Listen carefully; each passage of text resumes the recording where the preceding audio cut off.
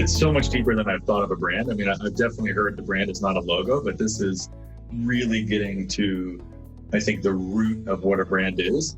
How does brand strategy integrate with this? Why is brand strategy so essential?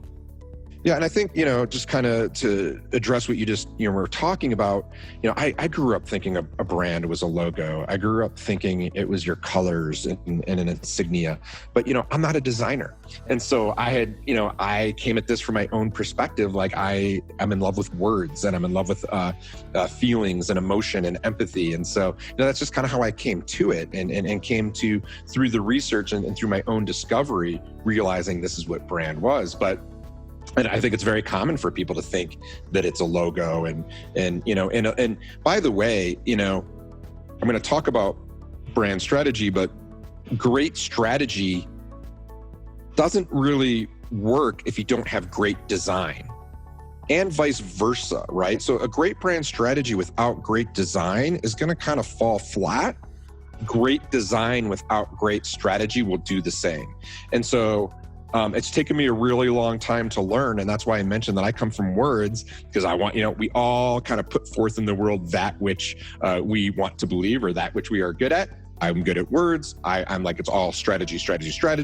But, I want to point out that you do need great design to support that strategy, because, visually, that's often a lot of times what we see first in a brand. But really simply put, to me, brand strategy, as you mentioned, and we talked about in the beginning, it is this idea that brand strategy is simply the process of outmaneuvering your competition.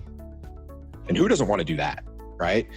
When you do it right and you get into it, it's really your business strategy. And I think this is where, brand is such this early discipline. It's still evolving. You can't really go to school for branding. It's kind of the subdivision of marketing.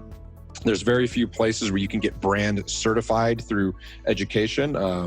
But it really is your business strategy. And so the great thing about this, it's hard work. And I don't want to act like it's not hard work. We can talk about the process a little bit later. But when you are fortunate to land on your strategy, it's really not about big changes, but only small corrections. And I have this, and I need to remind myself of that all the time. I have this great little photo on my wall here from a client we've worked at, Airstream, and the founder, Wally Byam, is this super famous, iconic guy. And obviously Airstream is about to turn 100 years old, and they have that iconic camper shell. And so I take, he's had a brand that endures. I think he's pretty much an expert on this topic, but I'm looking at it right now. His quote says, "Let's not make changes, only improvements." So his thought was that once you have a great design or strategy, and by the way, strategy is just design. I think a lot of times we get caught up in this idea that design is art, that it's a logo, but you can design products, you can design businesses.